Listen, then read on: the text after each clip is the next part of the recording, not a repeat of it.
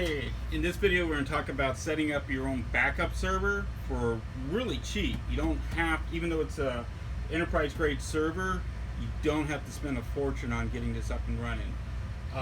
First things first, you're going to want to get a 2U, I prefer Supermicro case with dual power. And the reason why you want dual power, because it is your backups, and it's kind of pointless if you don't have redundant power. Your power goes out and you lose all your data. So what I highly recommend is getting the 2U case, having the 2U case plugged into two different power sources, preferably a UPS, and you just run on two different sides of the UPS so you have two different power sources.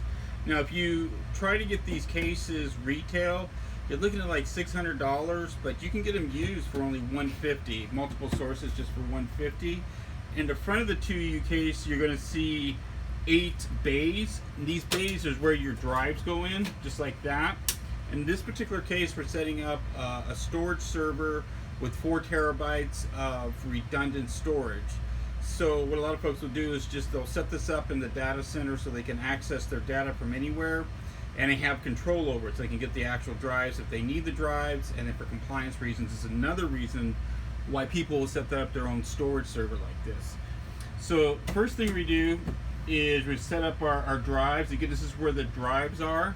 We set up, this is a 4 terabyte drive. Got another 4 terabyte drive right here. I should probably show that. Looks like that. Went with Western Digital 4 terabyte SATA drives, because remember, this is just for storage. This isn't for anything else. Pretty much like legacy data you could use it for. Uses its own NAS. You could actually have this in our data center, then access your movies on your storage server. Right after the drives, and we mentioned the bay, we have the fans.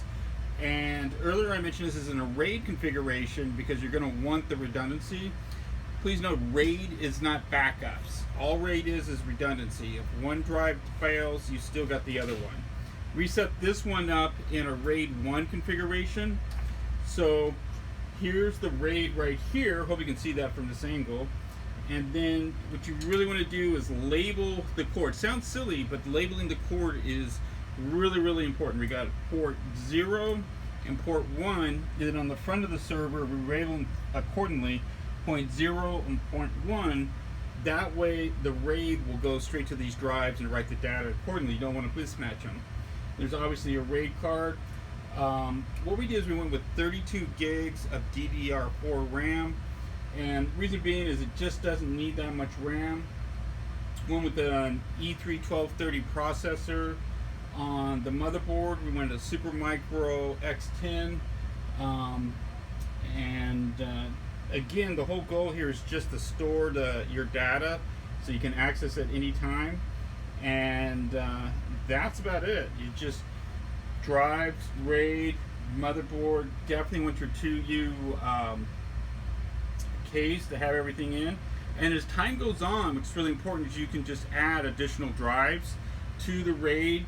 And then we can also set up multiple RAID configurations in here, and it's really cool because that way your data will live here, and then it's redundant. And if you want to push anything to the cloud, you can just push it up from your server into the cloud.